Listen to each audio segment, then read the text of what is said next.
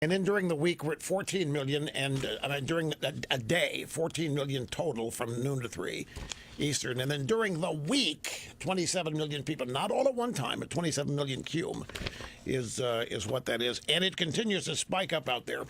And we thank you, and we have the greatest appreciation for it, and we understand why. Me. Telephone number is 800-282-2882, and the email address lrushbo@eibnet.us. Okay, so, folks, I'm not going to be here tomorrow for reasons previously stated yesterday, but Mark Stein will be here, and we'll be back here on Monday to resume our normal, if there is any normal anymore. But the attempt to reconnect with normalcy will happen on Monday. Get back to our normal schedule.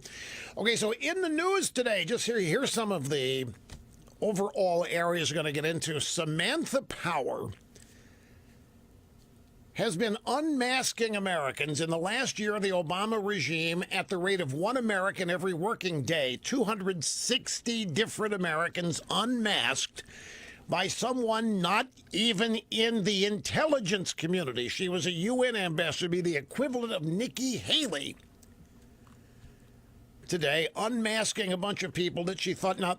I don't know that too many people know much about Samantha Power. Do you remember my in-depth explanation of the Washington establishment yesterday? She is it. She is a superiorist. She is a supremacist. She is a DNA socialist. She is an arrogant and condescending. She is constantly suffering and in pain, a facial expression that makes it appear she's constantly in pain. When she's in Obama's presence, the facial expression is though she's in the presence of God. She is married to a fellow traveler named Cass Sunstein. You may have heard that name mentioned here before. He is a classmate of Bill Clinton's going way back, and for all I know, a classmate of Obama's. But it is Cass Sunstein who is responsible on the left for the view that the Constitution is a charter of negative liberties.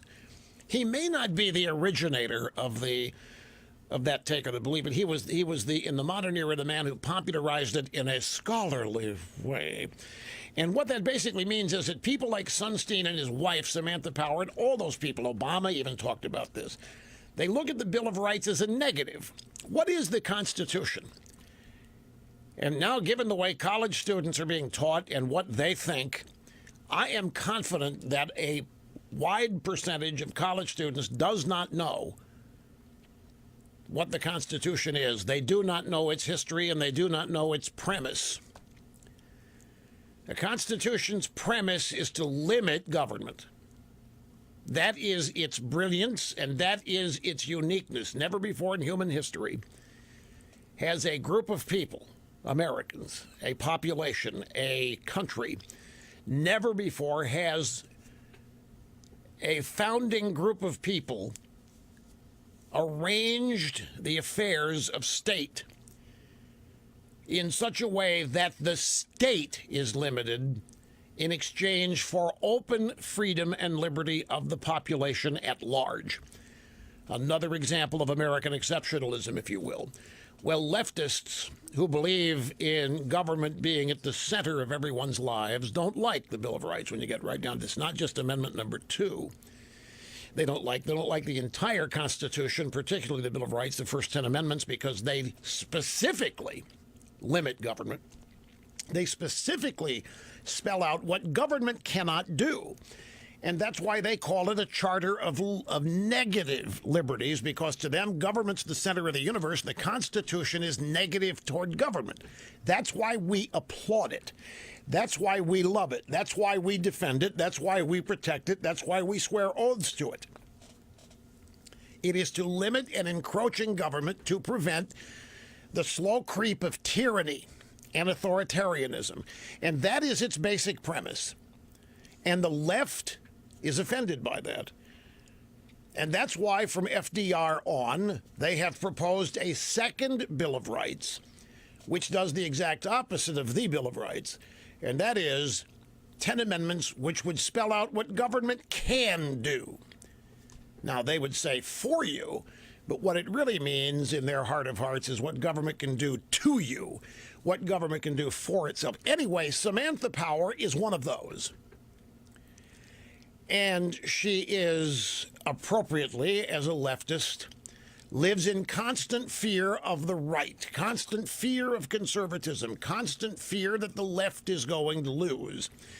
She thus believes that everybody on the right is corrupt by virtue of what they think, by virtue of what they believe. Their very existence is corrupt and poses a threat to the left's view of the proper way of life. And so she was acting rogue. I guess she was rogue.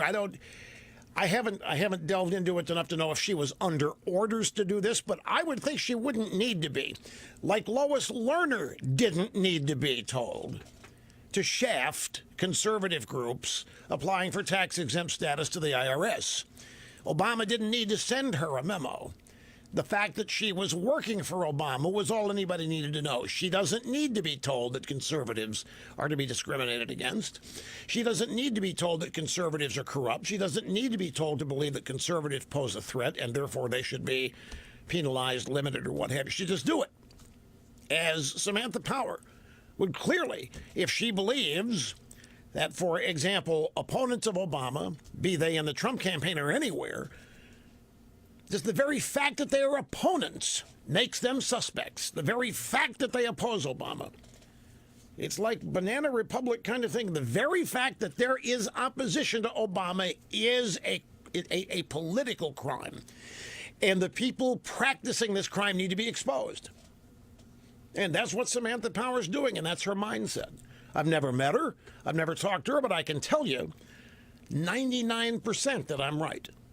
Because I know these people. I know who they are. I know how they think. I've heard her speak.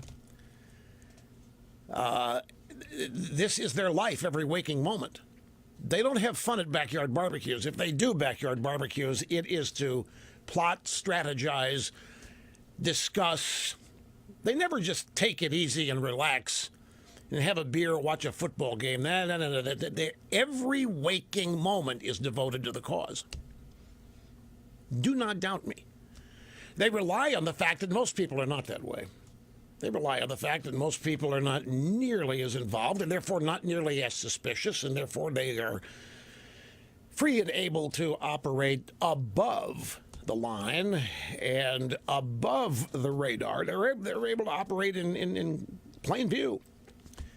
Nobody's going to care except the opponents, and they don't think we can do anything to stop them. The average ordinary American, if this is learned like it has been, the answer will be, we didn't know she was doing it. I don't recall, but so what? So what? If she was exposing people, if she was unmasking, they deserved it. That would be the reaction. Here's Catherine Herridge. We may as well start at the top. Catherine Herridge at Fox News is the source authority for the realization that Samantha Power, Mrs. Cass Sunstein, has been unmasking Americans. It happened last night. Special report Brett Baer. She covered all this news during the day yesterday. Fox News is learning new information about the rapid pace of unmasking in the final months of the Obama White House. Two sources not authorized to speak on the record said the request from Samantha Power, former U.S. ambassador to the United Nations, exceeds 260, with one request coming in the days leading up to the inauguration. Now, for those, again, who might be, what's the big deal here? What's unmasked? Unmasking's a crime. Can be a crime. Michael Flynn, everybody knows that name now. Michael Flynn forced to resign from the Trump administration. He was unmasked. The way it happens is the intelligence community, the DIA, the CIA, the NSA, the whoever the FBI, conducting wiretap or other kinds of surveillance on known foreign agents. For example, the Russian ambassador, whoever he is going to be surveilled. The North Korean ambassador is going to be surveilled. Wiretap, they know it. We know it. And so the Russian ambassador, the guy goes to lunch all the time, Kislyak, was under surveillance. And he talked to Flynn one day. Well, the intelligence people hear this. In this case, it was Obama intel people. It was before Trump was inaugurated, and they hear Flynn, they hear the conversation. Flynn's not supposed to be made public. His side of conversation is not supposed to be made public because he's not the target of the wiretap. But if somebody comes along and unmasks him, which happened, then, of course, it ends up in a newspaper, as it did, and Michael Flynn is destroyed. He is considered to be an agent for a foreign government. He's talking to the Soviet ambassador. The media, deep state sources can run paper stories in the newspaper, Washington Post, New York Times, CNN, put it on TV, and Flynn, after a few weeks, is destroyed. All of that is not legal. You have to get permission, and there has to be a legitimate reason for this. The unmasking happens within the intelligence agency, but they're never supposed to be public with this because these people are not the target. Unmasked names are people who were not targets. But the Samantha Power thought everybody needed to know what they were saying and doing. And why? Because they're conservatives, or because they're Republicans, or because they're not Obamaites. And simply because of that, they deserve to be unmasked. That alone would be enough for her. She's no different than the snowflakes on college campus that will engage in riots if somebody shows up and says anything that's unapproved. She's no different, that mindset. And she's not alone. So 260 names. And, of course, Manafort, we now learn, was surveilled, and that means Trump had to have been overheard talking to Manafort. Manafort was being wiretapped. He talked to Trump. It is a foregone conclusion. It's inarguable that Trump was overheard and whatever. Now, Trump found out about it and claims that his wires were tapped at Trump Tower. And everybody laughed and mocked and said he didn't even know how to say it. Your taps don't get wired. Your wires don't get tapped. Trump doesn't even know what he's talking about. But he always does. He always ends up being, to one degree or another, right. Now, people said, no. Trump was not targeted. Exactly. That's the easiest way out. Trump was not targeted. Manafort was. Well, Trump is still not wrong. It's a little overlap here. They might be able to credibly say that they didn't target Trump, that there were no wiretaps targeting Trump. But at the same time, they would know they didn't have to target Trump in order to monitor what he was saying. To certain people. You target those people, you'll get a FISA warrant to wiretap or surveil somebody, people you know Trump's going to be talking to, and bam-o. And since no negative reaction occurred, no penalties, no problems, no charges, nothing happened to any of these people that were leaking, say, and unmasking Flynn and others, then there's no reason to not unmask and release whatever you've overheard Trump saying to people or anybody else. So let's go to the audio sound bites here. This was March 5th on Meet the Press. Chuck Todd speaking with James Clapper, an elderly version of Mr. Clean, if you add some earrings in there. He was the Director of National Intelligence for Obama.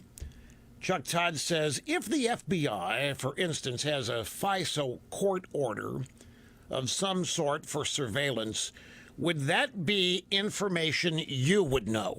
Yes. You would be told this. I would know that. If there was a FISA court order Yes. on something like this. Something like this, absolutely. And at this point, you can't confirm or deny whether that exists? I can deny it.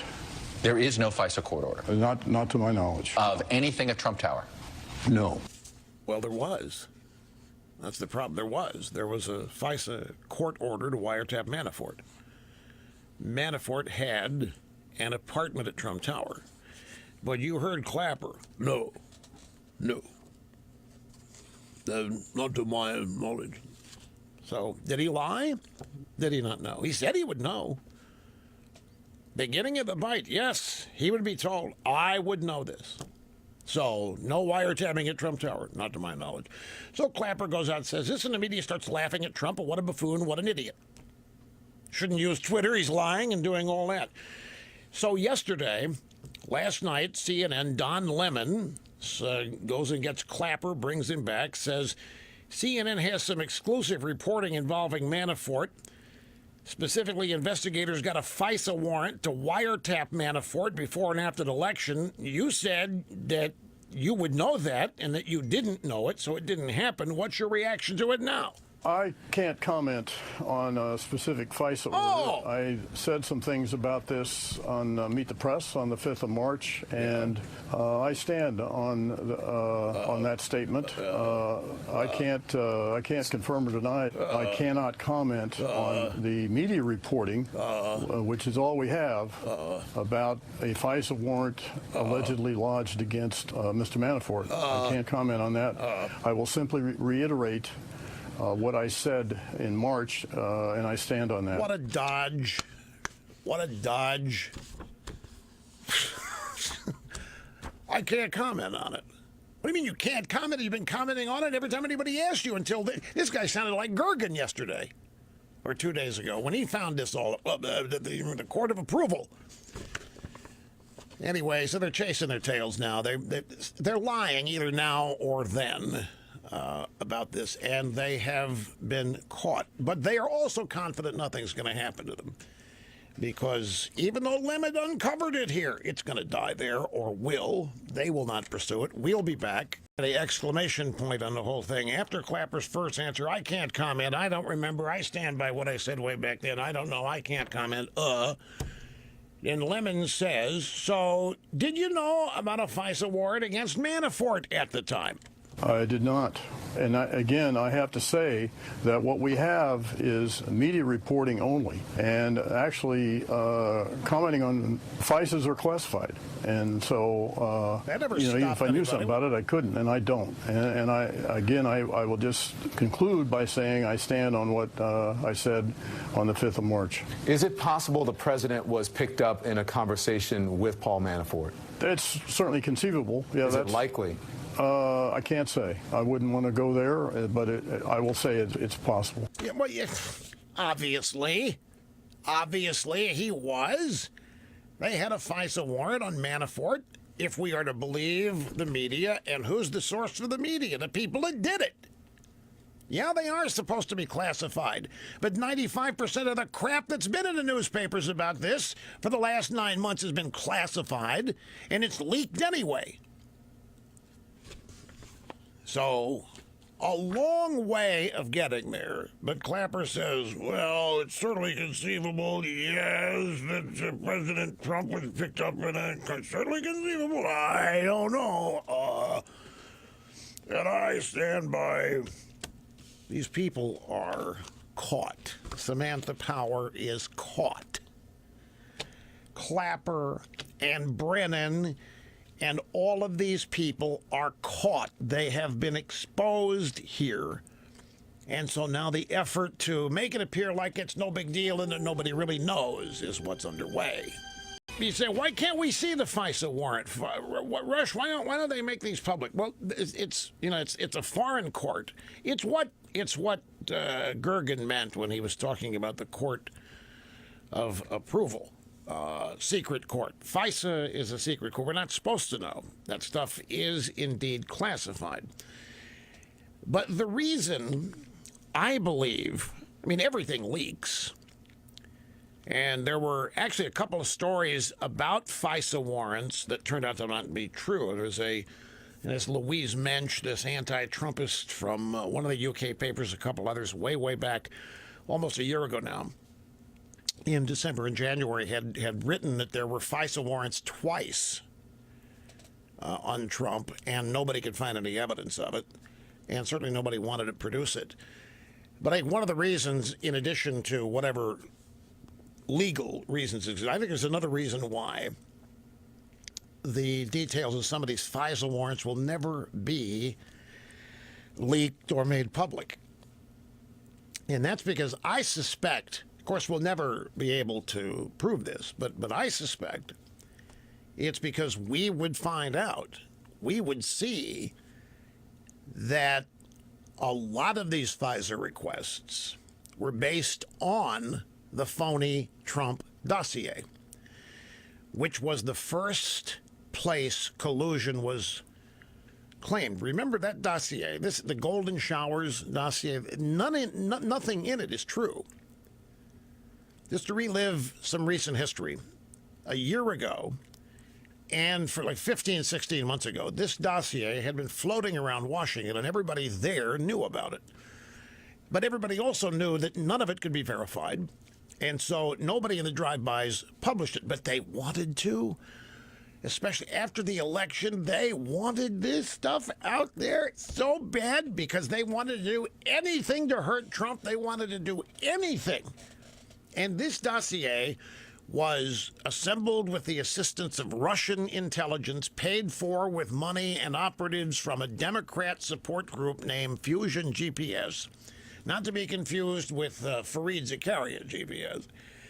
And the whole thing contained just bogus, ridiculous, silly, obscene allegations, such as the one that Trump, in a visit to Moscow, stayed in the same suite that Barack and Michelle Obama had stayed in, and hired some prostitutes to come over and urinate on the bed, i.e. the Golden Showers.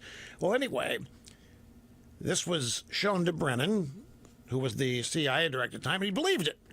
Then it was shown to Comey, and he believed it. And they all believed this, or they said they did, because it was used as the basis for all of this. I firmly believe that phony, stinking dossier is what these people used as their convenient excuse to open this entire investigation into Russian collusion.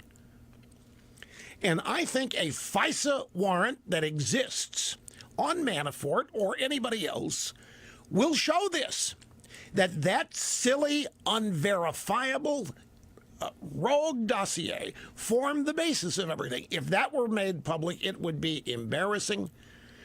It would attack and diminish the professionalism and the intelligence of these people, because it's so obviously fake. It's so obviously, in fact, it was shown to Trump, folks. The Trump dossier was demonstrated. It was shown to Trump as a demonstration.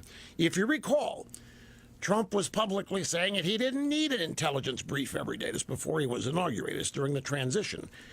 And the intelligence community thought that was a big slap in the face. You know, they're very important. And informing the president every day, the hotspots around the world, they think is something, the first thing that ought to happen in his business day.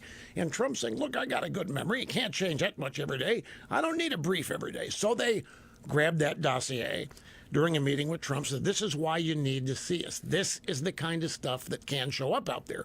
This is the kind of stuff we think you need to know about. It was presented to him as a joke. It was presented to him as an outrageous example of why he should meet with them. It was never presented to him as factual. It was always presented as a class project. And this is the kind of stuff that could be out there someday and that you need to know about. And you won't if you don't talk to us every day. And the fact that that dossier has been used as the foundation is one of the greatest miscarriages of whatever that I can recall, because everybody involved knows that it's bogus.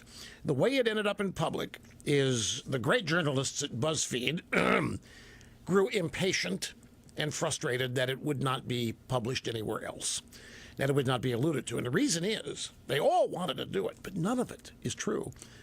None of it could even be pretended to be close to truth. So BuzzFeed ran it.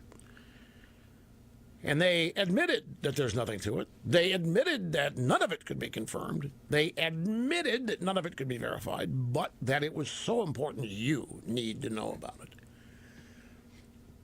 That bogus, phony intel document has formed the foundation, the basis for all of this against Manafort, against Trump. And they would have a tough time walking this back. I mean, they can't come forth and say, you know what, that dossier is fake and phony, because they based everything on this. So now they've got to carry out the Mueller investigation. They've got to take it to the end. They've got to find something here, folks, if they have to make it up. They have to find something, because look at all that they alleged. Look at all those newspaper stories day after day after day with all the leaks from the intel people. None of it ever established as true. No evidence ever presented, nothing but leaks and allegations. But look at how much of it there was. So now they've got to find something. And so Mueller is now looking 10 years back into Trump's life. In fact, on that, I have a little story here from the New York Times. Mueller seeks White House documents related to Trump's actions as president. Robert Mueller, special counsel, has asked the White House for documents about some of President Trump's most scrutinized actions since taking office. Do you know what they've also done? You know what Mueller has done? Snurdly, did you know this? Do you know that Mueller has interviewed Rosenstein? You know how Rosenstein is overseeing the investigation. Rosenstein is the boss of the investigation. He's the acting attorney general since Sessions has recused himself. So on this thing, Rosenstein is the head honcho. And Mueller interviewed him. I mean, it's like interviewing the judge in a trial. It wouldn't be done. Well, anyway, the document requests provide, this is key now, the document requests provide the most details to date about the breadth of Mueller's investigation and show that several aspects of the inquiry are focused squarely on Trump's behavior in the White House. And I want to jump to the very end of this story, and I want to read to you a paragraph here at the end.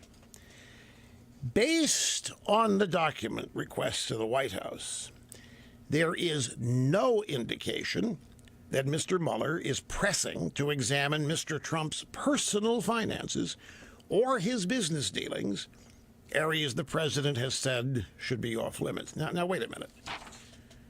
All week, we have heard that Mueller is going back 10 years, that Mueller's looking at Trump's businesses and his finances, and he's trying to wipe him out, and he's trying to find tax violations and all this.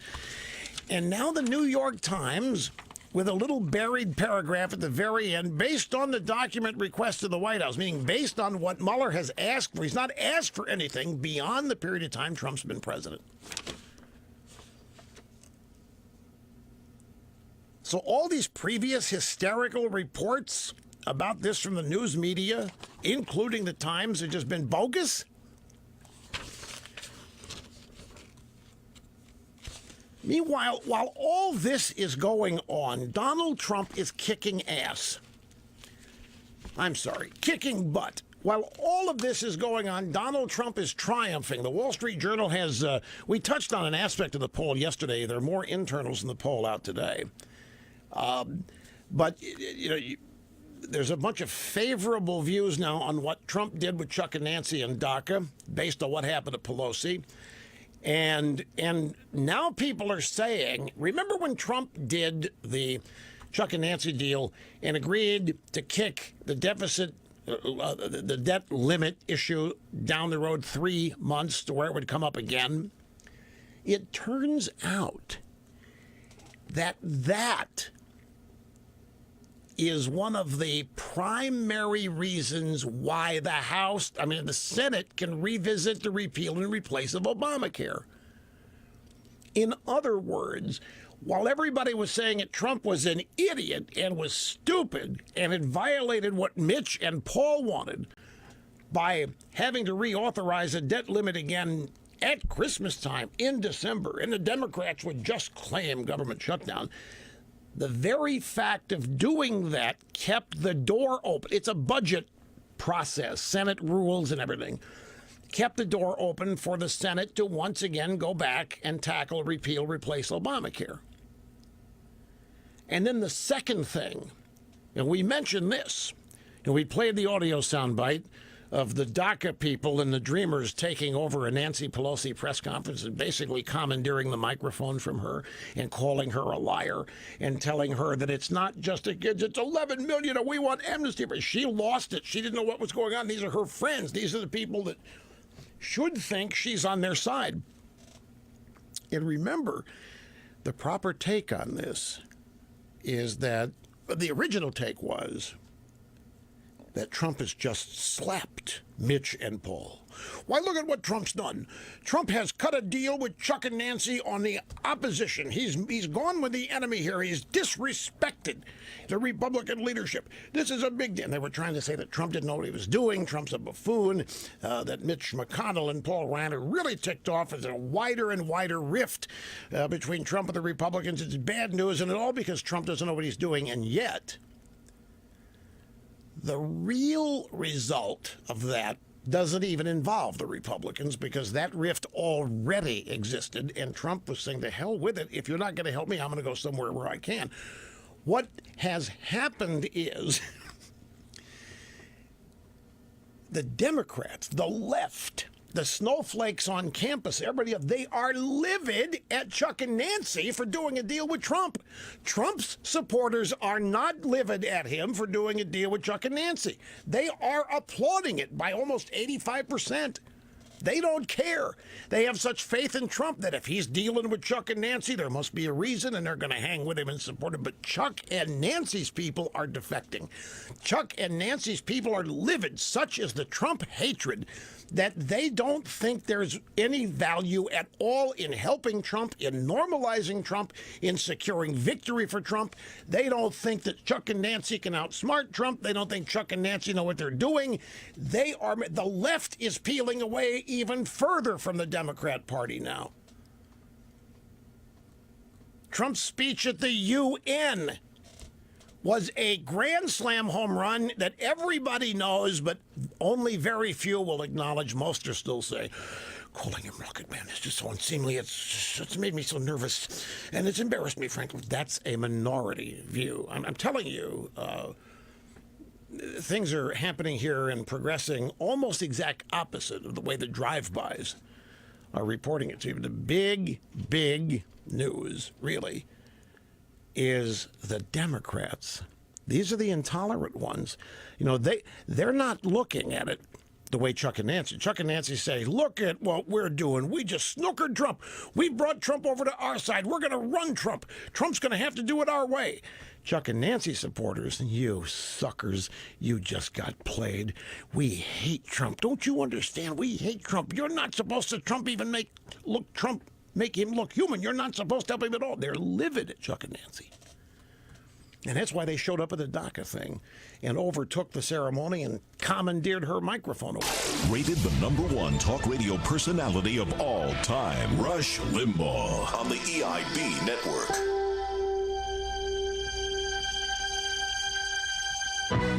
2020 looms. I've been trying to tell people that they're in big trouble. You know, people get mad at me. I don't care if they're losing elections, Rush. It doesn't look like it. Looks like they're winning. Have you seen the media? Yeah, I know. And I know it irritated you. But they are losing elections, and they got no hope. They don't have... Name their big gun. They're trying to say their big gun is Tim Ryan, this new Democrat out of Ohio, who is trying to basically toss out everything the Democrat Party wants to believe in, or much of it. Anyway, let me get to the phones. We'll start here in Queens. This is Frank. It's great to have you, Frank. How are you doing? Oh, good. Thank you, Rush. A true honor, Rush. A real honor. Thank you. You bet, sir. Thank you. Rush, you have such a good way of predicting what's happening. Look in your crystal ball. What's going to happen with Mueller at the end? What is he going to do? What is he going to say after this investigation? Well, I don't know specifically what he's going to say, but he's got 17 lawyers, the vast majority of them Clinton. You know, that is a staff size that's unprecedented. You have in a special counsel investigation, you don't have nearly, you may have 6 lawyers. This is plus all the investigators that are out there. And most of these people are dyed in the wool Democrats, donors, and so forth, supporters of Clinton, Obama. I don't know what he's going to say, Frank, but he can't afford to come back and say he didn't find anything. Can't afford that. The establishment has too much rioting on what Mueller's job is here. He can't come back and say there's nothing. And he can't say, you know what? When we were investigating all this, what we really found was illegal activities by Hillary Clinton and her team. You can't say that. I mean, that Mueller wants to stay in the establishment. Mueller is one of these invisible, for lack of a better word, he would be one of the poobahs in it, folks. You never see him in the news. Nobody ever associates anything with him other than he's a lawyer at a white shoe firm. But he is and would be one of the people that can kick you out of it or let you in it. They've got to find something. And they're going to keep going until they do. Because the purpose of this investigation is to ultimately find something they can impeach Trump with. That's what this is. Why do I always want to say, I have to catch myself? I mean, when I look at today silently, I think of, and then because a guy named Crapper invent the toilet? Have you heard that, or is that an old wives' tale? No, by the way, I was not making it up. The 49ers and Rams are the Thursday night game tonight on the NFL Network. It's at San Francisco. It's at Levi Stadium. And Levi Stadium is supposedly the most advanced, high-tech stadium. If everybody in there wants to use Wi-Fi at the same time, they can accommodate it, for example.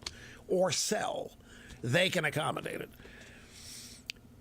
And, the 49ers haven't won anything of significance in a number of years, and they haven't scored a touchdown yet this season. 2 games.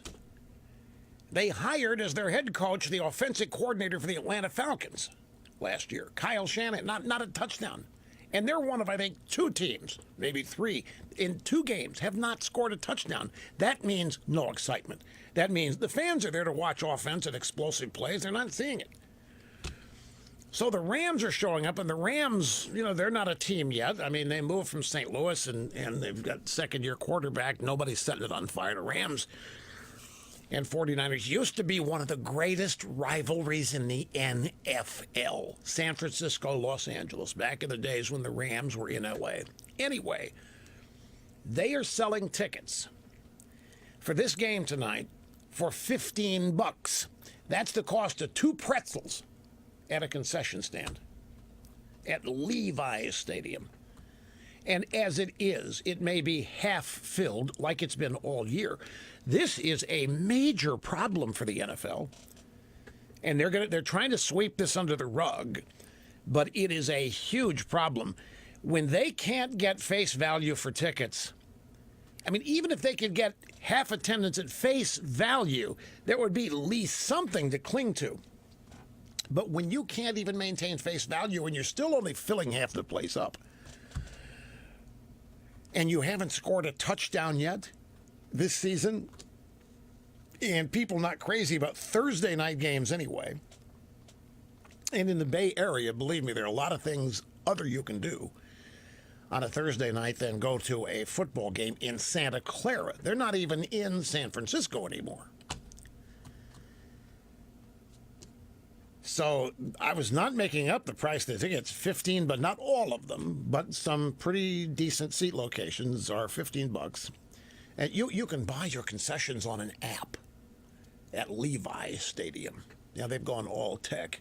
That kind of stuff doesn't matter to a real football fan. An app? What do you mean? I'm going to get up, or a vendor's going to show up and buy some beer, and that's what do you mean, an app? Anyway, since I brought this up, let me mention what I had ended the previous hour with. Here, by the way, here's the story. It says San Francisco Chronicle, 49ers Rams tickets reselling for the price of 2 stadium pretzels. Thursday night's Rams 400 game may be the toughest sell in the history of Levi Stadium. Anyway, I've given the details there. Here is, don't tell me I didn't put it in order. Don't tell me I didn't. Yes, I did. Here it is. Story is Pro Football Talk, the NBC NFL website. Group of players asks NFL to support Activism Awareness Month. The NFL will wrap itself in pink for breast cancer, and they'll put on faux camouflage to celebrate the military. Now, a group of players have asked Commissioner Roger Goodell to spend a month talking about race, black and white. According to Charles Robinson of Yahoo Sports, a group of 4 current and former players sent the league a memo in August asking for the league's help campaigning for racial equality and criminal justice reform. The letter was signed by Seahawks defensive end Michael Bennett, Eagles safety Malcolm Jenkins, retired wide receiver Anquan Bolden, and the wide receiver for the Philadelphia Eagles, Torrey Smith. The 10-page letter to Roger Goodell and the executive vice president of football operations, Troy Vincent, asked the league to endorse efforts to promote an Activism Awareness Month. Neither the league nor the players who signed the memo commented, citing an agreement to keep direct communications with the commissioner private. The memo requested that the league invest time, education, political involvement, money, and other commitments from the league. They asked the league to endorse November as the time to celebrate the cause. And again, the cause is Activism Awareness Month. Issues of black and white, police brutality, this kind of thing. And then the story says here, the league is all too happy to promote safer topics, as in who can possibly be against breast cancer and who can possibly be against the military. And the league will also be delighted to sell you some merchandise to show you how much they care. To be clear, we are asking for your support, part of the memo says. We appreciate your acknowledgement on the call regarding the clear distinction between support and permission. For us, these are the players that have written the letter to Goodell. For us, your support means bear all or part of the weight of, hold up, give assistance to, especially financially, enable to function or act. We need support, collaboration, and partnerships to achieve our goal of strengthening the community. There are a variety of ways for you to get involved, Mr. Goodell. Similar to the model we have in place for players to get involved, there are 3 tiers of engagement based on your comfort level. To start, we appreciate your agreement on making this an immediate priority. In your words, from protest to progress, we need action. So we have All Pink October, which is supposed to raise consciousness to breast cancer.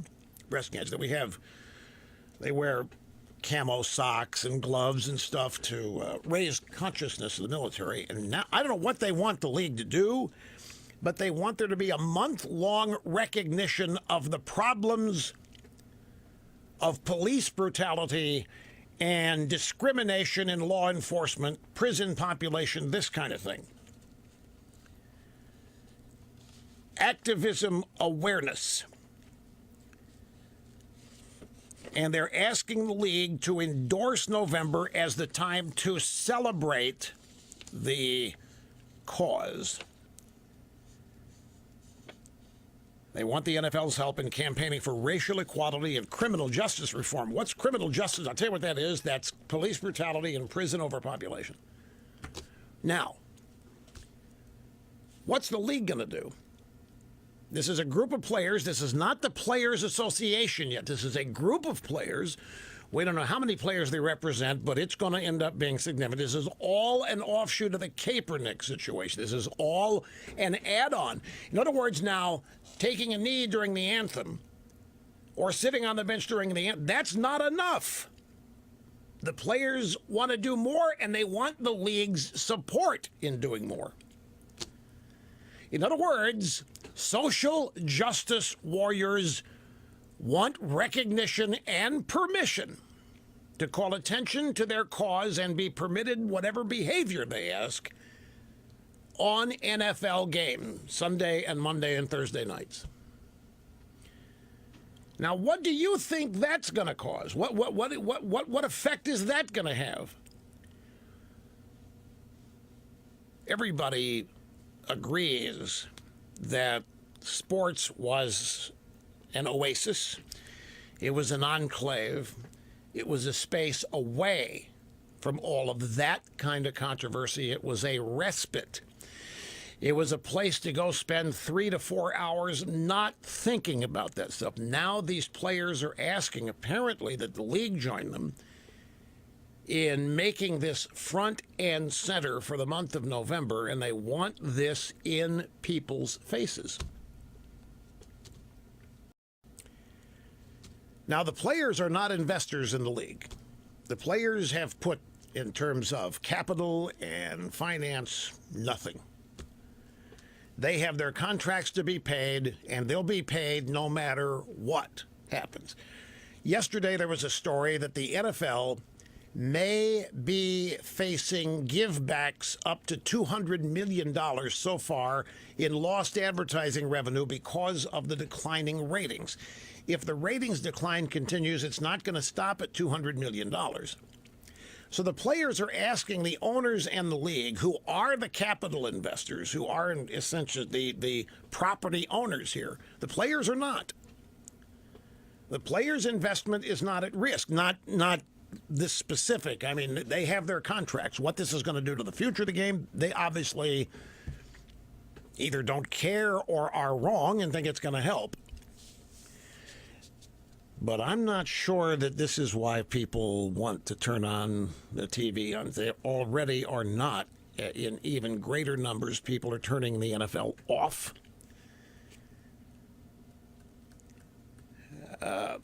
You can't fire these people. These are players. You can't.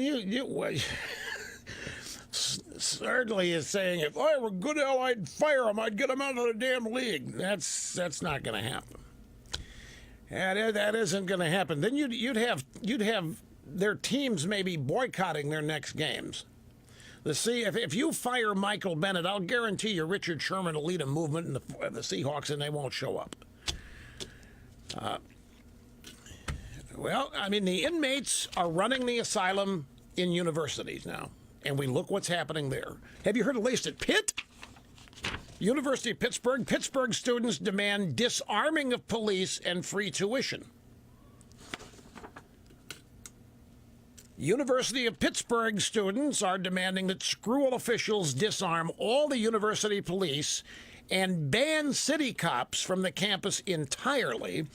A 15-point ultimatum issued during a Friday protest, this is last week, calls for the University of Pittsburgh to divest from fossil fuels and private prisons, to guarantee student workers at least $15 an hour, and advocate for federal cancellation of student debt and free tuition. University of Pittsburgh students are demanding that school officials disarm all university police and banning city cops in the campus entirely. According to the Pitt Maverick, the school newspaper, members of the school's fossil-free Pitt Coalition and another group, United Students Against Sweatshops, presented a list of 15 demands to the Chancellor, Patrick Gallagher, during a Friday protest. No cops, no armed university cops, no city cops on the campus. Everybody gets free tuition and all student loans forgiven. And the university must divest from fossil fuels, their investments, and private prisons. Now, the inmates are running universities. The young snowflakes, the students, they are. There's no argument about this. Look what has done the University of Missouri. University of Missouri, no crowds at their football games. Enrollment is way. It's a ghost town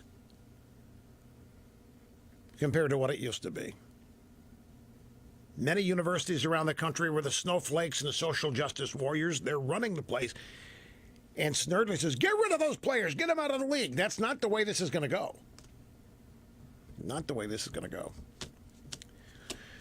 I told you the NFL was gone 2 years ago when I saw the media When I saw the sports media, which derives its living from this game, all of these sports reporters, commentators, and when I saw them jump on this concussion bandwagon and start beating up and creating this image that this game is dangerous, it's deadly, and the owners don't care, and the commissioner doesn't. When that started, when the media started bringing down the very league they cover, I told you 2 years ago, go back and find the original show, get you the tape. It's over. We just don't know it yet. We don't know when, but it's over. And it's happening faster than I thought it would. And one of the reasons, I'll tell you something else that's happening in the NFL that nobody's talking about yet. All of the mothers and dads at the Pop Warner level, 10, 11, 12, 13, 14, not letting their kids play football. Why would you? You can't watch a football game for the fun of it anymore. Football now is watching in fear that somebody may die. Somebody's going to get a brain injury and die. So you can't watch the game the way you used to anymore. That is the impact of this. It is over. For all practical matters, the NFL is never going to be what it was. Social activism has taken over. It's infected. The media, being liberal social activists, have participated in this, whether they know it or not. All of these player suspensions, taking your marquee players and suspending them for 4 games, 6 games, 10 games, 11 games, thinking that you're impressing fans. Any allegation of spousal abuse doesn't matter. We're going to get rid of you whether the cops charge you or not. Hello, Ezekiel Elliott. And the media reports this like they love it. They love this kind of stuff. They love covering suspensions. They love covering court battles. They love everything got nothing to do with the game. Now, I'm not saying there aren't some bad actors here. Don't misunderstand. But they've always been there. And the fans accepted it. The fans did it. But now that's becoming what the league is known for. The dangers, the risks. Players that have brain damage or can commit suicide by the time they're 50. That's what people think when they watch games now. You can't blame them. That's how it's been covered. Movie, concussion. Mike Webster and the Pittsburgh Steelers. It's an evolution that nobody was going to be able to stop. And once the left, this is universal truth, once the left sees something that needs to be fixed, look out. They never fix anything. They just identify something and break it and then make it worse. Nothing is ever resolved, and they're never happy. Whatever result they are given. Oil City, Pennsylvania. Glad you called, sir. What's happening? What's shaking? What's up? Hey, dittos, Rush. This is Rich from Oil City, and I've been with you since the Clinton administration. And we've gone through illegal Chinese money, sold military technology, national security. With the Obamas, we had spying on journalists, Benghazi. We had IRS doing things against the conservatives and the Tea Party, poll violations. At what point do we just don't care anymore? Why should we care? We have the reins of power to prosecute, but nobody ever gets prosecuted. And all they really want is our money and our votes so that they, keep us on the line. And but nobody ever goes to jail for their crimes. Let me ask you a question. Is what prompted your call, which I agree, I understand what is what prompted this, the ongoing time being spent now on the latest involving the investigation of Manafort and Mueller's investigation of Trump? Are you asking why we should care about any of this? Yeah, and believe me, I know that Trump is, somebody in Trump's administration is going to probably be prosecuted because both sides don't like him. And I think that he's very vulnerable. But, it seems that there's a code for both sides that some people are just too big to ever be prosecuted. And, look at Harry Reid, for instance. We know a lot of the things that he's been involved in. Yeah, but there is a prosecution underway that stuns me, and that is of the Democrat senator from New Jersey, Menendez.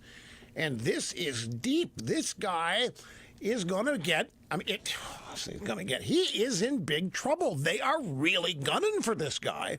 Your point is well taken. Where is the investigation? Where are the charges against Hillary Clinton and all this other stuff? Where are they? Well, you know the answer. Why should we care? Because nothing ever happens. And that's the question that I want to answer. Why should you care? And I do have an answer for it. Fantasy football is now ending up a negative. With no scoring, nobody's having any fun in fantasy football. I mean, you've got the 49ers, I think the Colts, 2 or 3 other teams have not scored a touchdown this year. The offense is down. You know what they're saying is the reason? Get this. The reason, there aren't enough practices in pads.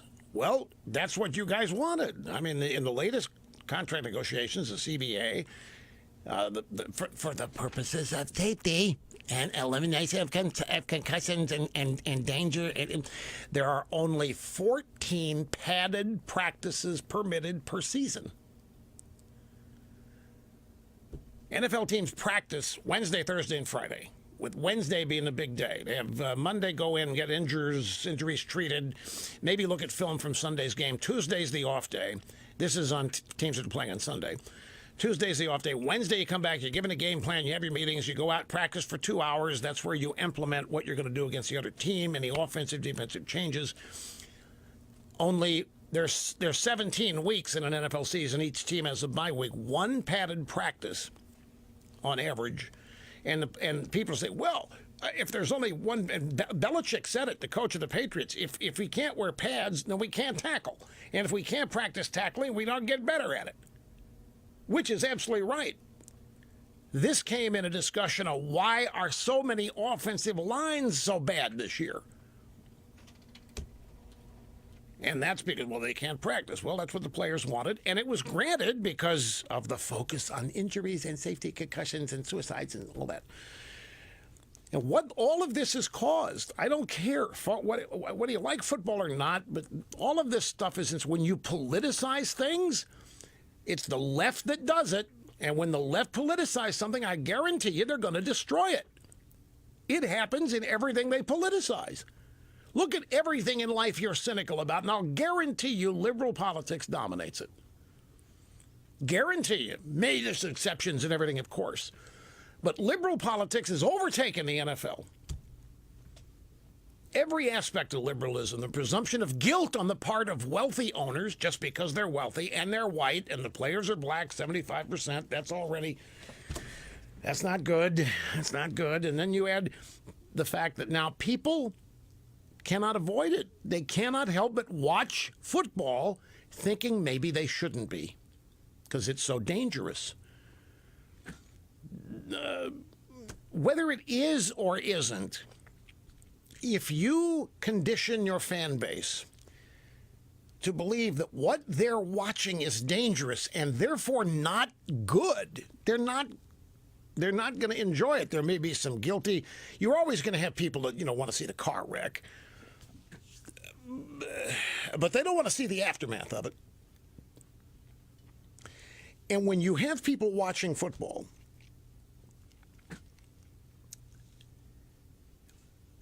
who have as their primary focus the negatives they've been told about it, it's impossible to get the ingredients necessary to be a fan back. I'm just telling you. Standard old-fashioned fandom is, I don't think, possible in the NFL anymore. Not because of the way the game is portrayed, covered, characterized. Then you go to fantasy football. Those are people that don't have team allegiance. They don't care about individual teams. They draft players from every team, and they have their own team. Their running back may be from the Cardinals. Their quarterback may be from the Steelers. Their defensive unit may be from the Tampa Bay Buccaneers. So there's no team allegiance among those people. But if there is no offense, if the players they've drafted are not scoring, it's no fun. So if you lose the fantasy football crowd, you've lost another element of the fan base that has been created with that unique way of becoming interested in the game. Football, I always fall back to this position, and this is true of anything, not just football. Football used to be hard to find. Now follow me on this. It was on every Sunday, but if you lived in an NFL city, every Sunday When that team was on the road, you had to watch that game. It was a league requirement. When your NFL team was at home, your TV stations in the local market could not televise an out-of-market game when your team was at home because they wanted you at the stadium. And they figured, I'm going back 20 years now, they figured if another game from another market with a better game was on TV than the one in your town, you would watch it on TV. So if you had an NFL team in your town, you maybe only got 2 games a Sunday. If your team was on the road, you'd get 3. You'd get a 1 o'clock game or a noon game, and then 2 games at 3 o'clock or 4. And depending on when your home team is playing on the road, you might get 2 1 o'clock games and 1 late game. But the point is, you did not get the best game of the week by definition unless your team was playing in it. And that meant it was special. That meant highlights were a big deal. When you didn't see, let's say your team's the Steelers, but you don't live there. Well, you were at the mercy of the networks in the league as to what Steelers games were televised into your market. And most of them would not be. So in order to see, you would have to wait for highlights or read your newspaper or the internet or whatever. But now, whatever you want is whenever you want it, which is great, don't misunderstand, but it takes away the specialness of it. You know, you look at Apple. They make and announce these new phones, but damn it, you can't have one. You know this iPhone 10? This is state-of-the-art, technologically way advanced. Without getting into detail, they announced this phone would go on sale. You could order it October 27th, and deliveries would begin on November 3rd, because they had 2 other new phones that went on sale last week and start delivering tomorrow. And they didn't want those new phones to be cannibalized by the Super Duper phone. So they announced this Super Duper phone, but say, you can't get this till November. You can't get it till November. Well, some people don't want to wait that long, and they want the iPhone 8 to sell, so they make it the only thing you can get. Well, guess what? The news is that they're having so much production trouble, they haven't even begun to manufacture the iPhone 10 yet, and they won't until middle October. What this means is that November 3rd, 99% of the people who want one are not going to be able to get one this year. This phone, you're not going to be able to get it with ease for 6 months. The supply-demand balance is going to be so out of whack because they can't make it. Apparently, they just can't mass produce this phone yet. It's that unique and special. Well, that just makes you want it all the more. But at some point, when it's so far off that you can't get it, you'll stop striving, because who wants to be that revved up? I don't want to see 3 months waking up every day hoping they're wrong, and I get it. You take what's available, and then but with stuff that's there every day for the asking, for the taking, it loses some of its, for lack of a better word, specialness. I think this has happened to the NFL. It was unavoidable. I'm not commenting on decisions they've made. It's just a fact of life. And when it's instantly available anywhere, and if it's not up to snuff, and if the quality isn't there, you don't have to watch it. And if they then change the whole attitude from the game is the game to the game is a high-risk, very dangerous thing that may not be worth people playing, because who wants to suffer brain damage? It could lead to suicide. Why do that? Why support something like that? That's what people are asking themselves now. And thank you, NFL and sports media, because that's the picture you've painted of the game. They would say, well, we didn't do it. We just reported what's happening. You did it with glee. It's liberalism. It corrupts. So anyway, now, have you heard about this? In Cahokia, Illinois, which is not far from St. Louis, eighth graders or 8-year-olds? 8-year-olds, and a football team of 8-year-olds in Cahokia, all of them asked the coach to take a knee during the national anthem or before the game so they could emulate the pros. And the coach said, if you feel it, do it.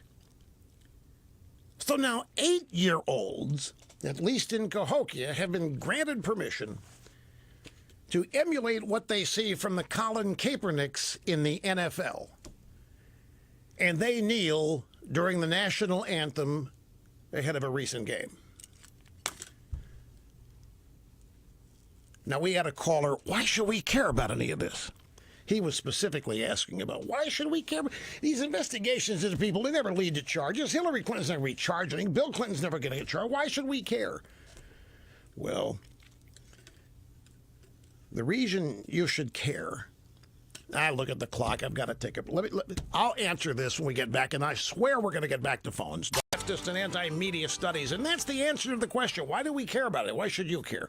I don't know why. I'll tell you why I care. What am I spend time dissecting the Manafort investigation, what Mueller is doing. I want you to understand who the establishment is, how they think, and more than that, I want you to understand liberalism. You know, God, I've said it, I don't know how many times. If more people could become ideologically rooted and educated and able to spot and then equate modern day problems with their liberal causes, I have always believed that we could go a long way toward making liberalism a minority thing. I know it looks like we're losing ground, and maybe we are, but that's the objective here. I'm a warrior on this stuff, folks. That's why I spend time talking about it. And I know that repetition is necessary. People have to hear things over and over again before they remember them, before they come instantly recallable when you're having conversations with other people.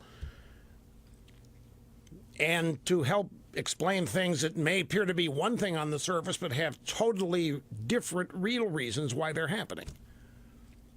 I know Hillary never going to get charged. I know all that stuff. I know Benghazi and her illegal emails, and I know all that. But there are people trying. Judicial Watch, there are any number of people who are trying to see to it she gets held accountable. James O'Keefe with his Project Veritas. There are all kinds of people trying. And they deserve attaboys. They deserve encouragement and applause when they succeed. It's an ongoing thing, but it's about something crucial, the future of the country. Yeah, what kind of country your kids are going to grow up in and inherit and someday lead, challenges they're going to face. Anyway, back to the phones. Paul in Fort Walton Beach, Florida. You're next. It's great to have you here. How are you? Yeah, and a very great and genuine pleasure to speak with you, Rush, also. Thanks for working me in.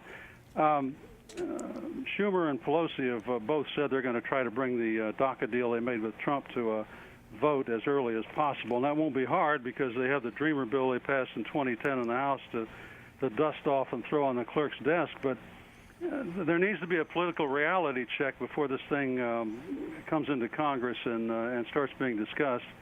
And the reality of the situation is the American public has made clear on a number of occasions that it is unalterably opposed to amnesty in any form. President George W. Bush, when he tried to pass a comprehensive bill in 2006, for example, in the following midterms, a couple of months later, the Republican Party lost both the House and the Senate. And then when W. took another bite at the apple in 2007 with the Democratic Congress. Here's the thing about that is, as far as inside the Beltway, this thing that we call the establishment, that didn't matter. It didn't matter that Bush lost. The Democrats were never going to give up the issue. The issue wasn't going to die because Republicans lost power in the process. The Republicans are going to lose out, but they still remain in the establishment as loyal soldiers, and to this day, they're still striving for it. The Republican Party still wants to echo the Democrats. They want to pass comprehensive immigration reform. They still want amnesty. It still hasn't happened yet, precisely because people do lose elections over it. And the big one was Trump winning on the basis that it isn't going to happen. So as it turns out that Chuck and Nancy are experiencing the greater blowback. In other words, their supporters and voters are far angrier at them for daring to work with Trump than Trump's supporters are mad at him for working with them. They're not mad at all. Trump has such a devoted voter base that they still trust him. They don't doubt him. If he's going to do a deal with Chuck and Nancy, then it must be what's necessary for him to get done what he wants to get done. And they have unshakable faith and trust in him. Chuck and Nancy don't with their crowd. It's being demonstrated here. And Mitch and Paul, McConnell and Ryan, they don't either. But the swamp's never going to give up on this. Chamber of Commerce is never going to give up on this. They're going to keep coming at it from any which way they can. And that's another reason why I keep explaining and answering questions. And along those lines, you aware, Mr. Snerdley, you're aware what's going on in Alabama? The Senate runoff election down there. I got a headline here. This is from Breitbart News. The swamp, which is the establishment. Republicans in the swamp are worried that if Luther Strange loses, they might have to resign. I know. Is this not incredible? Washington Post is reporting that although Donald Trump and his staff were hesitant to campaign in Alabama for Luther Strange, he's McConnell's guy. You know, people have asked, why did Trump, I can't believe, why would Trump endorse this guy? At the time, I'm sure he was trying to curry some favor with Mitch. Swamp Republicans forced the president's hand, fearing that a victory for Judge Roy Moore would motivate several allies to retire from the Senate rather than face primary challengers and so forth. So this to me is hilarious. You have some senators, Republican moderate rhino-type senators, who are looking at this election in Alabama. And if Strange, one of them, loses, rather than change, rather than accommodate what is now the mindset of Republican voters, they think they might have to resign. They think they might have to retire. Because to them it would mean they're going to lose too. Versus all they would have to do is for 3 months, just 3 months, even just if they're acting like they support the Trump agenda. Well, great to have you here, folks. Remember, off tomorrow. Back here on Monday, we'll have Mark Stein sitting in behind the bronze EIB microphone tomorrow. Here behind the golden EIB microphone, I am ensconced firmly today. 800-282-2882 if you want to be on the program. And the email address, I check them during the break, lrushbo@eibnet.us. I want you to get ready for more of this. You know, we shared with you the story earlier today. University of Pittsburgh, students there have demanded, it's a 15-point ultimatum that the asylum has received from the inmates. And among the 15 items demanded are all university police disarmed and no Pittsburgh city cops to be allowed on the campus. And that would include sheriff's office deputies. No law enforcement at all permitted on campus, and the university police must be disarmed. Another item in the 15-point demand was forgiveness of all student loans and free tuition. And it's not isolated. Students have been demanding free tuition for a while now. The snowflakes are raising hell. And remember, we just had news yesterday, public opinion survey, 20% of current college students believe that violence is not only justifiable, it's called for against speech they don't want to hear. Forget the First Amendment, forget free speech, forget the university as a place of inquiry and openness and exploration of all ideas, concepts, theorems, and so forth. No. If you don't say what they want to hear, 20% of them believe violence against you is called for, not just permissible, but called for. That's nationwide survey of college students. University of Pittsburgh, free tuition, forgiveness of student loans, and banning of armed police on campus. San Francisco, the city, is suing 5 of the world's largest oil and gas companies for the costs of seawalls and other infrastructure needed to protect against climate change. It was a lawsuit filed on Tuesday in California, accuses Big Oil of ignoring warnings that fossil fuels would cause catastrophic global warming, and mounting campaigns to discredit climate change science. There is no climate change science, folks. There are climate change forecasts based on climate change models.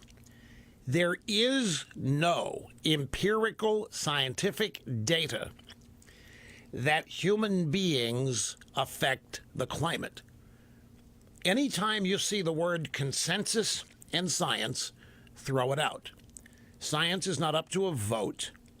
There cannot be consensus that confirms a scientific theory, precept, or concept. Climate change is a political religion, but there's no evidence. In fact, there hasn't been any warming in 15 years. And so the way they're dealing with it, well, that's because our windmills and solar panels are working. I've been wondering how long it would take them to acknowledge the no warming and to somehow pervertedly take credit for it. They spent most of these 15 years denying the warming or the lack of warming, but now they're acknowledging it. And the Washington Post even had that story yesterday acknowledging this could be a setback. They're having to admit there hasn't been any warming. And if there isn't any warming, what does that mean of the models? And the computer models are all they have. Just forecasts of what it's going to be 30 years from now when a lot of people aren't going to be alive to know whether they're right or wrong. 50 years from now, in 2100, there won't be a Manhattan. The sea levels will have risen, but nobody alive today will be alive to know whether that's true or not in 2100. They never predict what's going to happen next year with climate change, because then they could be disproven. They never predict even when I first heard of it back in the mid-'80s, the predictions always were 20 years from now, minimum. A guy named Oppenheimer is the first guy I saw talk about this. And he even admitted we can't prove it, but he said we don't have time to wait to find out if we're right. We must assume that we're right and start raising taxes and changing people's behavior immediately. So now San Francisco wants to sue oil companies because they are doing two things. They are causing climate change because they're investing in producing fossil fuels, and they're denying it. They're denying climate change. They're lying. They're deniers. They're like the modern-day Nazis, and we've got to sue them. Now, if a judge doesn't throw this out, folks, this is just the beginning. If the courts don't slap this down and proclaim it to be frivolous and wacko, then this is going to become a modus operandi for the left on global warming, is to start suing the people and industries that they claim are responsible for it. Hillary Clinton, on her book tour, says that Melania Trump isn't doing enough about cyberbullying.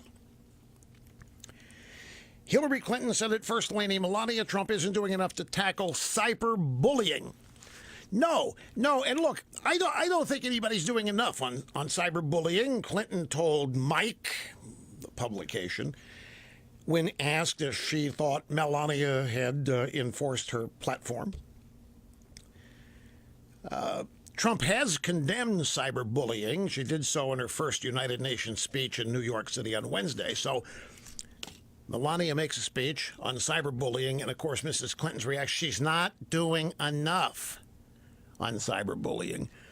Mrs. Clinton, why is there cyberbullying? You and Obama were there for 8 years. Why aren't these things fixed? Why is there still climate change? Why is North Korea still launching missiles? You had 8 years to fix all this. You said you were going to fix it when you ran for president. You lost. You got embarrassed and humiliated in your defeat. Why are all these things still issues? You people had 8 years. You had everything. You had the House. You had the Senate. You had the country. The country so wanted you all to do well. Botched health care, nothing. And now you blame Melania Trump for not doing enough on cyberbullying? Clinton told Mike that online harassment has a particularly damaging effect on young people who are so influenced by and personally affected by what is said about them or said to them. Well, what's the solution for that? I mean, if these people are upset by what's being said to them or about them, then we need to shut those people up, right? We need to call them bullies. I will wager that half, if not more, of these cyber bullies are the same people leaving caustic, mean-spirited comments anonymously all over the World Wide Web. They're dishing it out as well, but they do so gutlessly and anonymously. Have you seen this? Hungary builds a wall, and they've cut illegal immigration by over 99%.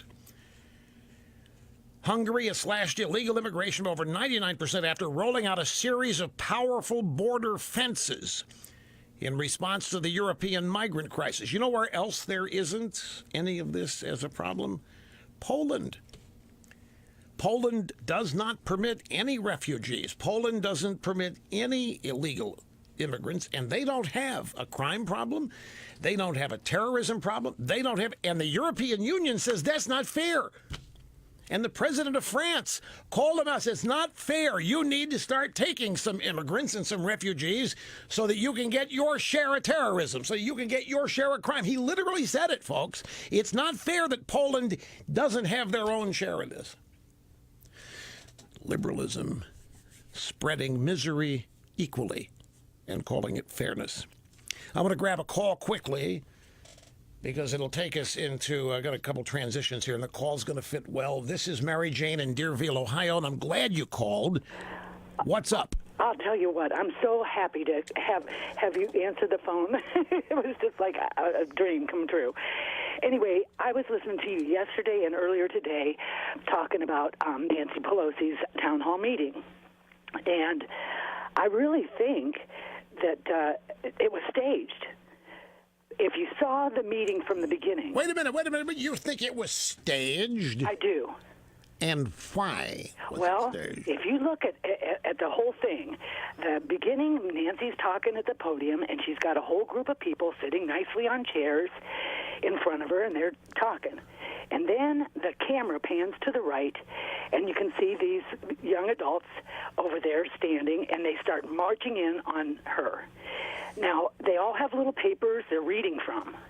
The one girl's saying one thing, and then they all repeat it, and then it's just, it was staged.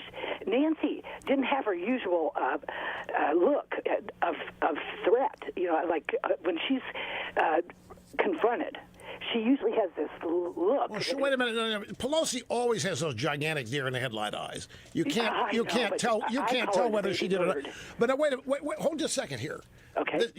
Because the camera turned to these people before they started moving, you think they were in on it too? Yes, they were. Okay, let's listen to it. We have the soundbite in question here, and Mary Jane thinks was actually a stage and scripted event. This was Monday. San Francisco, Pelosi held a press conference to urge passage of the DREAM Act so that the DACA kids would be allowed legally to stay. For a long time, we've been fighting the fight for the Dreamers. My colleagues.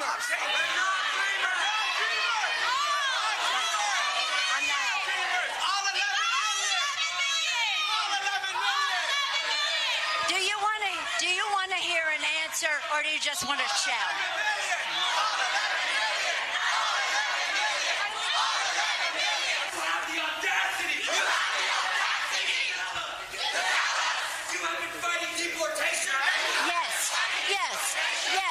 Yes, I am. Yes, I am. You do not. You don't know what you're talking about.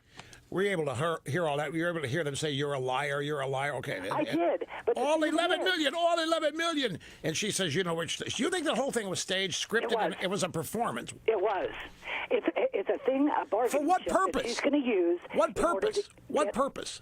Well, she's going to use this as a bargaining chip at the end so that they can get as many people on amnesty. The people that voted for Trump, we don't really maybe have a problem with giving these kids that were brought here at a very young age to maybe get some kind of something.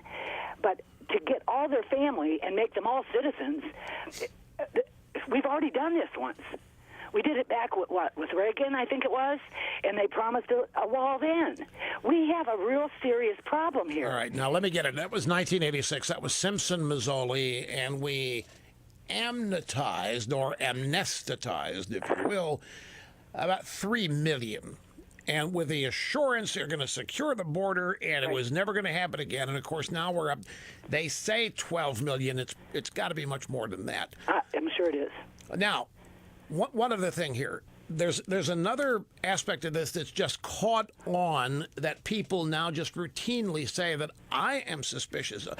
They were all brought here as young children, didn't know what was happening. It's not their fault. Tim Cook from Apple. Hell, everybody is out there saying this. We don't know who these people are. They're not all kids, as it turns out. You're right about that.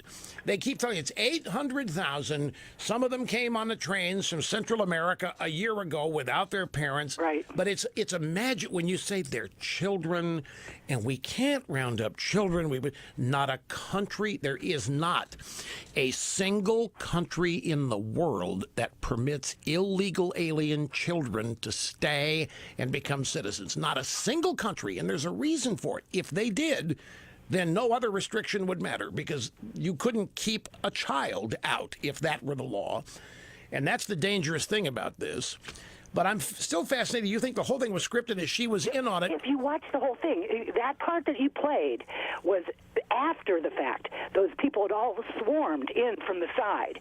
If you get the beginning of that, there's a whole bunch of people just sitting in chairs. And these people were off to the right side, all standing there. And they swarmed on her. I don't know, they probably, now you don't see that anymore. You don't see that part.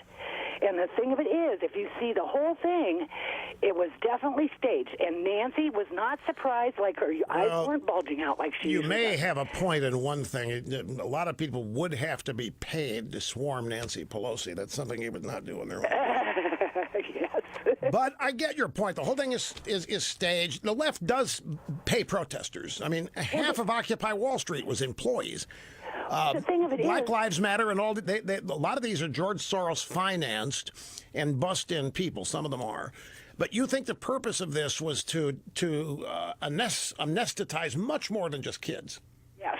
You think? Oh, yes. They want their parents and all their grandparents and their uncles and their aunts and their, the ones that are Well, still why left protest Democrats? Why protest Pelosi then? Well, it's just so that she can say, look what they've, believe me, I listen to you. I've been listening to you since you were on TV, and I just love you, Rush, and I love all your group. But the thing of it is, I really do think that the Democrats, the upper echelon Democrats, they don't do anything that they don't know what's going to happen. They don't do it. Well, if there was going to be a crowd there swarming Nancy, I understand your thinking. That this kind of thing could have been prevented. That spontaneous things like this are never spontaneous, particularly when they happen to Republicans. Here's the downside of this is this is not how it's been reported. The way people saw this, aside from the very highly attuned and aware like you, most people saw this, my God, these people are mad at Democrats. They're mad at Chuck and Nancy, which they don't see that. Democrats don't get protested this way. So your view probably is a special and a little bit of minority view in terms of numbers, but I will ponder it, because elements of what you say are absolutely true in terms of history. They do organize, they do practice, rehearse, they do pay protesters to come in. There are scripts. I'm glad you called. I appreciate it, Mary Jane. I have to take a break because I'm out of time here. We'll be back in a second. In Long Island. By the way, I have an alternative theory to Mary Jane. I want to squeeze another call in here. Rich, how are you? Good, Rush. It's a pleasure speaking with you. Thank you, sir. I'm calling. First, I want to start by saying I'm a conservative social studies teacher, a rare breed these days, but that's not why I'm calling. I'm calling about my daughter who is attending a liberal university and is pulling her hair out, and I'm asking for advice from you to help her cope. From a young age, middle schooler, we've argued and debated, and about the issues that have been going on with liberals. And I told her, be prepared. She's a political science major, communications major. I said, be prepared. You don't know what you're in for. And, she texts me every day, and it's just crazy. And, some of the things that are going on, she was in one of her journalism classes, for example, and they were talking about a tweet about LeBron James for 20 minutes and how it was a racist tweet, and she raised her hand and spoke up and defended it, saying it wasn't. And, at the end of the class, when it was over, several students approached her in a hall and called her a racist. And I'm like, you got to be kidding me. The Republican clubs, which she's joined already, can't even get space in the student center to recruit people for the Republican club. They force them to sit outside the student center. These are things that she's enduring, and there are other things that she's been saying, but these are just a couple of examples that, going on campus. She even called me before and says, you're paying a lot of money to get indoctrinated. I said, don't worry, you're smarter than that. You're not going to get indoctrinated. So I just want to get your opinion. What can I tell her? Because she's smart, she's a great debater, but I'm just trying to keep her strong.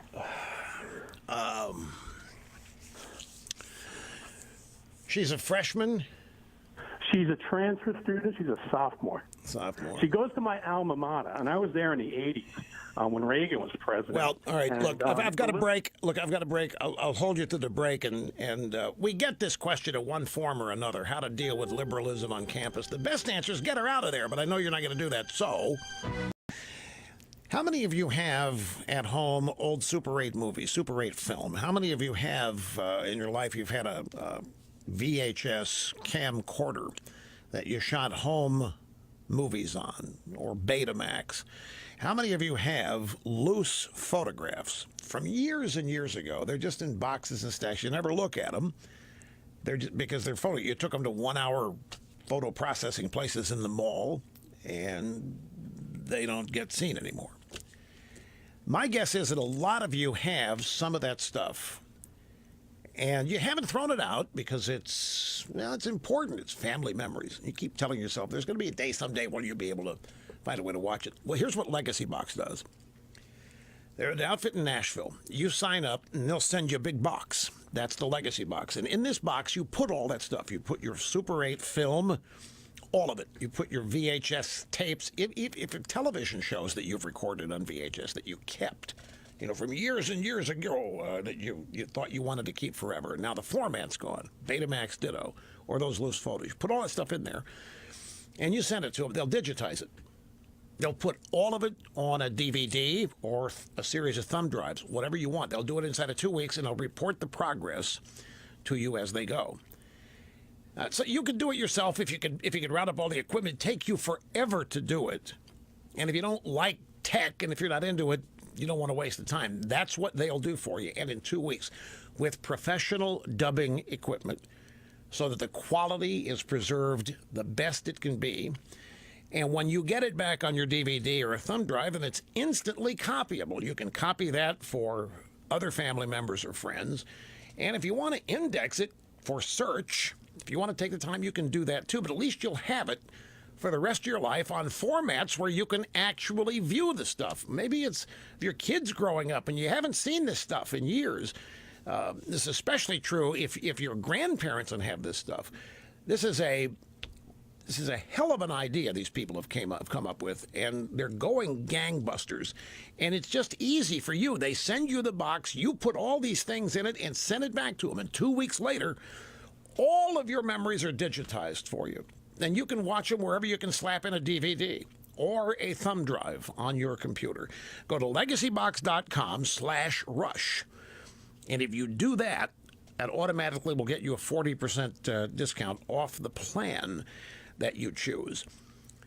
But check the website out. There's some pictures there and some graphics that show you what they do. If you have any of this, if it's a lot or if it's not very much, believe me, digitizing this stuff is the way to keep it forever. The way you can look at it on modern technology forever. There's no reason all those memories have to be sitting there collecting dust. Legacybox.com/rush. And that saves you 40%. Now, Rich in Long Island. I'm not going to ask you to name a university. It doesn't matter. There's two ways you bash my alma mater. Well, I know it's important. It's family legacy and this kind of thing. Your story is common for all kinds of people. Your daughter can get a great education staying immersed in this stuff. if she's got the desire, the fortitude to put up with it. But I'm telling you. And she does. I told her she's going to teach them something, even the professors. Well, then if she's willing to try that could impact her grade. I mean, these people are intolerant. Oh, I know. I even talked to her about that. I said, I hope they don't hold it against you. If someone who speaks their mind and has an opinion and has a brain, well, you just hold it against you for speaking up in class. 20% of college students today in a big national poll this week say that violence against people who say things they don't want to hear is called for. That doesn't mean they can legally do it. It's just that's their attitude here. They firmly believe, 20% believe, that it's okay to beat people up if they're going to confront you and say things you don't want to hear. Her life is going to be, depending on how much she stands up to them, that'll be considered provocative, and they're either going to ostracize her, ignore her, bully her, or whatever. Now, she can get a great education learning how to deal with this, because that's going to happen. It happens to all of us in life at some point.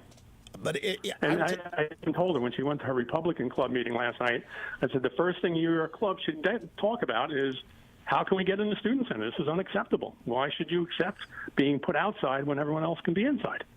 I said, go solve that problem. Well, what are they going to do? How are they going to do it? I guess they'll have to talk to maybe the person in charge of student affairs, who's in charge of allocating the space in the student center for the different groups to recruit. But I said you need to get on that. You shouldn't just sit back and accept that. You need to go out there and talk to someone, get the professor who's an advisor involved. Just don't accept that. If she's willing to fight for this stuff, I'm always for that. And it's an education unto itself. Doing this, but it also holds the risk that she could eventually choose the path of least resistance and start shutting up and then conforming to it. You also have to consider how's this going to impact the actual education she gets. I mean, what if the professors are going to flunk her? What if the professors are going to give her average grades when she does great work? Right, and that's my concern. I said, if you have an A and they decide to give you a C because of it, then we have to have some conversations, and obviously there's some serious issues that need to be addressed. But we're only a couple of weeks in, so we'll kind of wait it out and see how that goes. Well, it sounds to me like she's revved up for it, and if that's the case, then that aspect of it isn't a problem. If she was intimidated by this and asking you, Dad, what do I do? My God, then you'd have a different set of questions to answer. But it sounds like you raised her extremely well, and it sounds to me like she has the one thing that you can't buy and you can't fake, and that's confidence. And I'm telling you, if she has that, and if it's coupled with a desire to triumph, then let her go.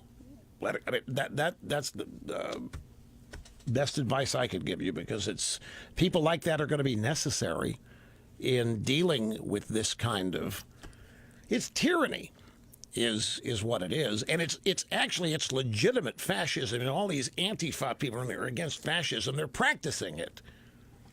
So I as long as she's enjoying it and it's not harming the overall level of her education, by that I mean the acquisition of knowledge, then people like her are going to be needed. And you're right to encourage her the way you are. But you should also tell her that if she's going to go to the president's office or the dean or anywhere else, these are the reason this is happening. They are letting the inmates run the asylum. So she probably shouldn't have high expectations of sympathetic ears among the people running the place. Well, I'm glad you called. Rick in Las Vegas, you're next, sir, and it's great to have you. How are you doing? Thank you, Rush. I appreciate answering my call. And I was listening to you earlier today talk about the letter to Roger Goodell from the football players. Yes. And talking, the downgrade of the viewership and stuff. And I think if the NFL grants them November Activism Awareness Month, they're going to really destroy their ratings, because on November 4th, this nightmare must end. The Trump-Pence regime must go. And there's protests that are being already started or on November 4th that are going to be like Occupy Wall Street. And I'm curious to see if the NFL is going to make a stand on this or not, if they're going to say no or yes, or because it's out there. It's obviously the information's out there that they want this. And I just think that would be the NFL would be taking sides. Well, there's another reason I think this is being done. You cannot ignore this in addition to everything else. What this is, in part, is a voter registration drive. This is designed to rally the anti-cop and anti-establishment forces to get them active politically.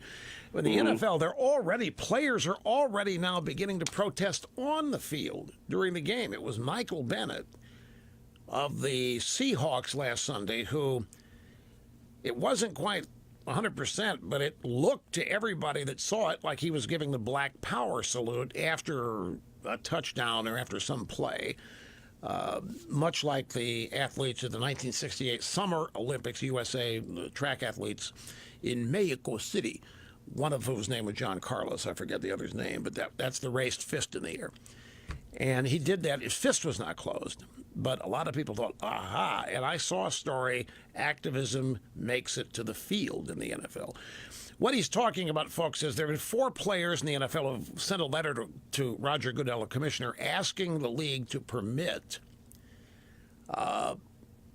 social activism against police brutality and prison overpopulation of African Americans during the month of November. Somehow these players want that signified, and they want it much like October is, they wear pink for breast cancer, and a couple of weeks they wear camouflage gloves and socks and so forth to raise consciousness of the military. But this is in direct contravention of why people watch. This is the kind of stuff people want to escape when they invest their time in sports. Remember, I want to repeat something to you. When I worked at the Kansas City Royals from 1979 to 1983, after every season, I was in the marketing department. We had marketing meetings league-wide, and this particular year was out in Scottsdale. And the organizers of the meeting were the people from the Oakland A's who had won the division that year, so they put together the plan. And they got this Harvard sociologist to come out and speak to us. Marketing directors. And the guy, he knew you're there to get more people more often in your ballparks. So he gave us his take on the psychology and sociology of baseball fans and sports fans in general. He said one thing I have never forgotten because it's inarguably true.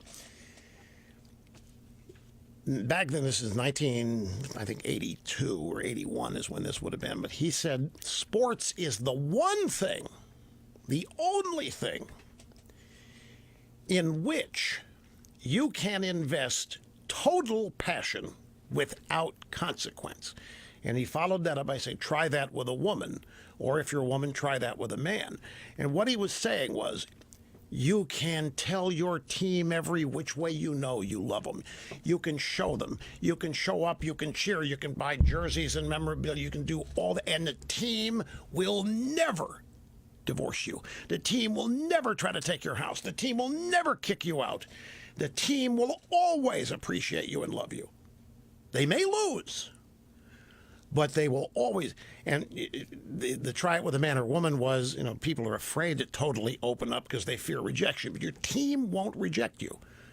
Well, I happen to think he was right. I mean, that's the definition of a dyed-in-the-wool sports fan. And now you can't do that. The simple fact is you can't invest total passion in your team without, there is consequence. Now, your team will do all kinds of crazy things to tick you off and disappoint you, and the players playing the game will do it too. So it's not as free and clear and pure and fun as it used to be, and it will not be so long as sports, all of it, continues to be politicized. And as I said, who does the politicizing? It's not a bunch of conservatives trying to take over the NFL. It is leftists, liberal Democrats, they're the ones that are trying to politicize everything. And in the process, they end up corrupting everything. Or much of what they touch. And you can see it happening. You can see this coming 3 years ago in the NFL. I got to take a break. A little long here in the segment. We're coming right back. Friend, some people, state-of-the-art iPhone's a luxury. To other people, it's a commodity, and you simply get the best you can be and get. Now, Boll & Branch considers the bed sheets and bedding stuff, they consider that luxury because this couple stayed in a 5-star hotel once, and they experienced sheets in the bed they had never experienced before. They'd never seen them. They had never used them. They inquired, found out about them, and found out they're sold in department stores, $1,000 per set. So why? They looked into it. They loved them so much, they actually formed a company, Boll & Branch, and they sell the same thing now for $250, $200. They don't have any retail locations. It's all online. They want a personal relationship with every customer. Now it's just been a few years. They have become known for their luxury sheets. They're manufactured with their own pure organic cotton. They have a softness quotient that creates, really, you have to experience it to know. It's a sense of quality and richness second to none. And the only way most people ever experience this is if they happen to end up in a hotel that uses sheets and bed equipment like this. And they found a way to manufacture it.